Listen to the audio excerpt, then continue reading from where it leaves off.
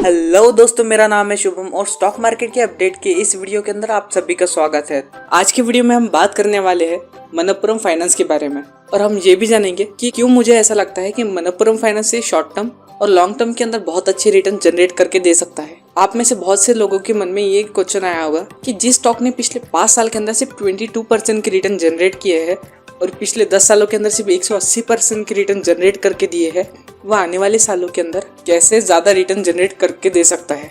तो इसी टॉपिक के ऊपर हम डिटेल में डिस्कस करेंगे और मैं आपको ये फंडामेंटल एनालिसिस के साथ और टेक्निकल एनालिसिस के साथ डिटेल में एनालिसिस करके बताऊंगा कि क्यों मुझे ऐसा लगता है कि मनप्पुरम फाइनेंस एक अच्छी बेट हो सकती है किसी भी इन्वेस्टर या फिर पोजिशनल ट्रेडर के लिए। तो चलिए डिस्कशन को स्टार्ट करते हैं। सबसे पहले हम बात करेंगे फंडामेंटल एनालिसिस की। तो मैं आप सभी को बता दूं कि मनप्पुरम फाइनेंस ये सिर्फ गोल्ड लोन के अंदर बिजनेस नहीं करती है, वो गोल्ड लोन के साथ ही साथ vehicle finance, home finance, micro finance और एमएसएमई फाइनेंस के अंदर भी काम करती है। जैसे कि आप इस चार्ट के अंदर देख सकते हैं, इस क्वार्टर के अंदर मनप्पुरम फाइनेंस ने जो भी एडवांसेस यानी कि लोन डिस्ट्रीब्यूट किए हैं उसके टोटल लोन अमाउंट में से अराउंड 67% का जो लोन अमाउंट था वो गोल्ड लोन था, 21% माइक्रो फाइनेंस लोन था, 3% हाउसिंग लोन था, 6% व्हीकल लोन था। और अगर हम इसके बैलेंस शीट के अंदर जाके भी देखें तो भी हमें यही दिखता है कि जो majority chunk of revenue Manappuram finance कमाती है वो इसके गोल्ड लोन बिजनेस से ही आता है।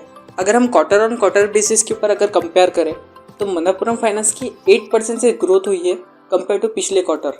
लेकिन अगर हम ईयर ऑन ईयर बेसिस के ऊपर कंपेयर करें तो अराउंड 35% का डिक्लाइन आया है यहाँ पे प्रॉफिट आफ्टर टैक्स के अंदर। अब आप बोलेंगे कि अगर प्रॉफिट आफ्टर टैक्स में 35% का डिक्लाइन आया है तो ये कंपनी आगे कैसे फ्यूचर में ग्रोथ कर पाएंगी। तो मैं आपको बहुत ही सिंपल सी बात बताता हूँ। कई बार ऐसा होता है कि इकोनॉमिक कंडीशंस आइदर कंट्री की या फिर कंपनी की अच्छी नहीं होती है और बहुत ही शॉर्ट टर्म के लिए कंपनी के ऑपरेटिंग मार्जिन्स के ऊपर बहुत ज़्यादा हेवी स्ट्रेस आ जाता है। जिस वजह से कंपनी की जो प्रॉफिट आफ्टर टैक्स है वो नेगेटिव आना स्टार्ट रहता है। लेकिन अगर आप यहीं पे किसी भी अच्छी कंपनी के अगर सेल्स के अंदर जाके देखो तो कंपनी के सेल्स हमेशा ऊपर ही जाते देखेंगे अगर वो कंपनी अच्छी है तो। लेकिन आपको अगर किसी भी कंपनी के अंदर ऐसा दिखता है कि उसकी सेल्स तो हमेशा बढ़ ही रही है लेकिन किसी 1 या 2 क्वार्टर के अंदर कंपनी की जो फाइनेंशियल रिपोर्ट है यानी कि जो प्रॉफिट है उसके अंदर डिक्लाइन आया है या लॉस रिपोर्ट हुआ है, तो आपको उस लॉस के पीछे की असली सच्चाई तक जानना चाहिए। और अगर कंपनी कंसिस्टेंटली सेल्स अच्छी करती है तो कुछ क्वार्टर बाद कंपनी अपने आप ही अपने प्रॉफिट को बहुत शूट अप कर सकती है, क्योंकि जो ऑपरेटिंग मार्जिन का प्रॉब्लम है वो कंपनी की मैनेजमेंट कुछ क्वार्टर्स के अंदर ही सॉल्व कर देती है कुछ टफ डिसीजन लेकर। और ये जो ऑपरेटिंग मार्जिन का प्रॉब्लम आ रहा है इसे मनप्पुरम फाइनेंस के साथ नहीं आ रहा है, ये इसी सेक्टर की बाकी कंपनीज जिसके अंदर one of the top company है मुथूट फाइनेंस, उसके साथ भी सेम प्रॉब्लम है। उसके अंदर भी आपको ऐसे ही दिखेगा और उसके अंदर भी आपको प्रॉफिट के अंदर डिक्लाइन दिखेगा। लेकिन ये सच्चाई है कि मनप्पुरम फाइनेंस इंडिया की सेकंड लार्जेस्ट लेंडर है गोल्ड फाइनेंस के अंदर और Manappuram finance online gold loan provide भी करना स्टार्ट रख रही है, जिस वजह से इसके अगेन बहुत अच्छा कस्टमर बेस बन चुका है और ब्रांड आइडेंटिटी बन चुकी है लोगों के बीच। अगर हम कंपनी के एनपीए की बात करें तो 2 क्वार्टर पहले कंपनी के जो एनपीए थे वो बहुत ज़्यादा शूटअप हो गए थे, लेकिन लास्ट क्वार्टर के अंदर कंपनी के एनपीए नीचे आते हुए दिखे हैं। इसका वन ऑफ द रीज़न ये भी हो सकता है कि कंपनी ने 2 क्वार्टर पहले एक ऑक्शन किया था अपने गोल्ड का, जिस वजह से इसके एनपीए बहुत ज़्यादा रिड्यूस हो गए हैं।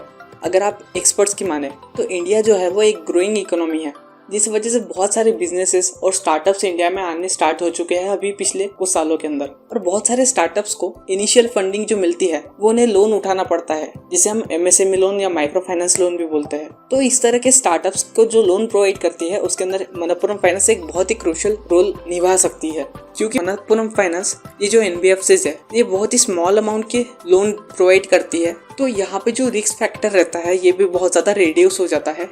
ये तो हो गया शॉर्ट में मैंने आपको बताया कि मनप्पुरम फाइनेंस क्या बिजनेस करती है। और अगर हम फंडामेंटल की बात करें तो यहाँ पे जो पीई रेशो निकल के आ रहा है कंपनी का वो 7.5 का है। और आप जो आपके सामने ये चार्ट दिख रहे हैं ये मैंने लगाया है 10 ईयर का पीई रेशो का चार्ट।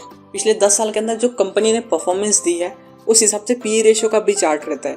तो जिस तरह से हम किसी भी नॉर्मल कैंडलस्टिक के चार्ट को एनालिसिस करते हैं on the basis of price action theory, similarly हम इस पी रेशो के चार्ट को भी ऑब्जर्व कर सकते हैं। तो अभी जो करंटली प्राइस शुरू है उस हिसाब से 7.5 के अराउंड इसका पी रेशो निकल के आ रहा है और हमें इस चार्ट के ऊपर दिख रहा है कि जो पहला रेजिस्टेंस यहाँ पे निकल के आ रहा है वो आ रहा है 8 की पी के ऊपर। यानी कि जैसे स्टॉक का प्राइस जब बढ़ जाता है और कंपनी का जो पी रेशो है वो 8 के ऊपर सस्टेन हो जाता है तो 10 की पी तक कंपनी बहुत ही आसानी से जा सकती है, क्योंकि अगला रेजिस्टेंस उसको 10 की पी के ऊपर आने वाला है। मैं आपको एक कैलकुलेशन बताता हूँ। अगर ये 8 की पी के ऊपर सस्टेन कर जाता है स्टॉक तो आपको अराउंड 138 रुपीज तक ये स्टॉक जाते हुए दिखेगा। हम यहाँ पे ये अज्यूम कर रहे हैं जो ईपीएस है स्टॉक की वो 13.78 रुपीज की है, जो कि कांस्टेंट है। अगले कुछ क्वार्टर के अंदर सिर्फ उसका जो प्राइस है वो बढ़ रहा है। तो सबसे मेजर जो रेजिस्टेंस फेस होने वाला है स्टॉक प्राइस को अराउंड 110 रुपीज के आसपास होने वाला है। और अगर ये 110 के ऊपर सस्टेन कर जाता है तो फंडामेंटली हमें ये समझ आ रहा है कि इसका पी रेशो आराम से 10 तक जा सकता है और एट द पी ऑफ 10 इसका स्टॉक प्राइस अराउंड 138 रुपीज तक जा सकता है, अगर इसकी ईपीएस में कुछ भी बदलाव नहीं है, अगर वो कांस्टेंट रहा तो। और अगर मैं आपको बात करूँ पास्ट रिटर्न की जो इसने नहीं दी है, तो मनप्पुरम फाइनेंस वो वन ऑफ द स्टॉक के अंदर आता है जिसके अंदर पोटेंशियल तो बहुत है लेकिन मार्केट उसे अभी तक आइडेंटिफाई नहीं कर पाया है। इसका one of the best example आपको आईटीसी के अंदर दिखेगा। आईटीसी बहुत सालों से सिर्फ 200 रुपए के अराउंड ही चल रहा था, लेकिन रिसेंटली जब वो भागा तो वो 6 महीने के अंदर ही 200 से 300 हो गया। सिमिलरली आपको मनप्पुरम फाइनेंस के अंदर भी आने वाले कुछ हफ्तों के अंदर दिखेगा। उसके साथ ही साथ अगर हम टिकर टेप के एनालिस्ट की बात माने, अराउंड 80% एनालिस्ट ये मान रहे हैं कि मनप्पुरम फाइनेंस के अंदर एक बाइंग अपॉर्चुनिटी है और यहाँ पे एक बहुत बड़ा अपसाइड मूवमेंट आ सकता है अगले 1 साल के अंदर। अब हम बात करते हैं टेक्निकल एनालिसिस की। तो यहाँ पे आप चार्ट के ऊपर देख सकते हैं। तो यहाँ पे अगर हम 1 मंथ की कैंडल स्टिक लगाए तो हमें ये दिखता है जो रिसेंट हाई मारा था इसने 1 साल के अराउंड तो 224 रुपए का मारा था, लेकिन उसके बाद जो लो मारा है वो अराउंड 80 रुपीज के आसपास मारा है और करंटली स्टॉक का प्राइस ये 103 के ऊपर ट्रेड कर रहा है। फिर यहाँ से जब रिवर्सल लिया, जब 80 रुपीज से स्टॉक प्राइस ने रिवर्सल लिया तो हमें स्टॉक के अंदर एक अप ट्रेंड का ट्रेंड आते हुए दिखा है, जो हमें क्लियर कट बता रहा है कि स्टॉक के अंदर एक बुलिशनेस आई है। साथ ही साथ स्टॉक ने अपने 50 डेज की ईएमआई को क्रॉस कर दिया है और अपने 100 डेज की ईएमआई के आसपास अभी रेजिस्ट फेस कर रहा है, जो कि अराउंड 106 रुपीज के आसपास आता है। अगर हम यहाँ पे बात करें तो स्टॉक के अंदर 20 डेज ईएमआई और 50 डेज ईएमआई का भी यहाँ पे क्रॉस ओवर हो चुका है, मतलब मिड टर्म बुलिश ट्रेंड आ चुका है स्टॉक के अंदर। यानी कि आराम से 20% का अपसाइड मूवमेंट स्टॉक यहाँ से दिखा सकता है अगले 1 या 3 महीने के अंदर। अगर हम फिबोनाची इंडिकेटर का भी यूज करते हैं तो फिबोनाची के हिसाब से भी यहाँ पे 110 रुपए के आसपास एक रेजिस्टेंस निकल के आ रहा है और अगर स्टॉक ये 110 रुपए का रेजिस्टेंस ब्रेक करता है तो जो उसके लिए अगला रेजिस्टेंस है वो 128 रुपीज का आने वाला है, जहाँ पे उसका 200 डेज का ईएमआई है। और अगर ये 128 का रेजिस्टेंस ब्रेक हो जाता है तो जैसे कि हमने बात किया था कि स्टॉक बड़ी आराम से 138 और इवन 150 के प्राइस लेवल को भी टच कर सकता है।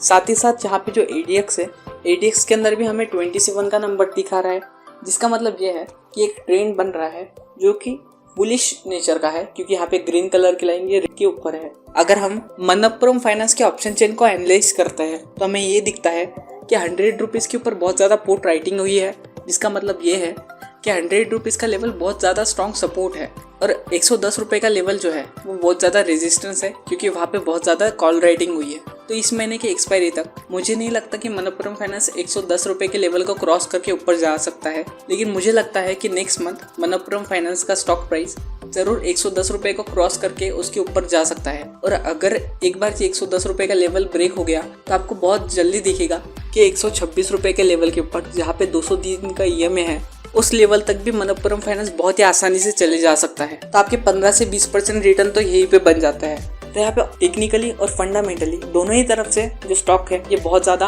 अच्छे मूवमेंट के ऊपर है। तो क्या आपको करंट प्राइस के ऊपर इसको एक्यूमुलेट करना चाहिए?